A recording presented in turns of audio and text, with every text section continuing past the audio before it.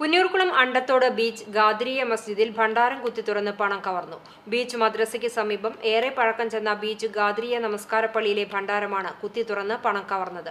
പള്ളിയിലെ പ്രധാന നമസ്കാര മുറിയിൽ പള്ളി പരിപാലന ഫണ്ട് സമാഹരണത്തിനായാണ് മരത്തിൽ നിർമ്മിച്ച ഭണ്ഡാരം വെച്ചിരുന്നത്.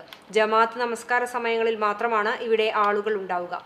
രാവിലെയും വൈകിട്ടും മദ്രസ ഉള്ളതിനാൽ പള്ളിയിൽ ജോലി ചെയ്യുന്ന ഉസ്താദും ഉണ്ടാകില്ല. ബുധനാഴ്ച അസർ നമസ്കാരം കഴിഞ്ഞ് മഗ്രിബ് നമസ്കാരത്തിനിടയിലാണ് പണം കവർന്നത്.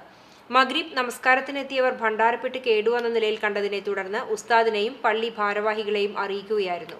കഴിഞ്ഞ പെരുന്നാളിന് ഭണ്ഡാരം തുറന്ന് കളക്ഷൻ നടത്തിയിരുന്നതായും ആദ്യമായാണ് ഇത്തരത്തിലുള്ള ഒരു മോഷണം ഇവിടെ പള്ളിയിൽ നടന്നിട്ടുള്ളത് എന്നും വടക്കേക്കാട് പോലീസിൽ പരാതി നൽകിയതായും പള്ളി പ്രസിഡന്റ് CM ഗഫൂർ പറഞ്ഞു. വടക്കേക്കാട് പോലീസ് സ്ഥലത്തെത്തി അന്വേഷണം ആരംഭിച്ചു.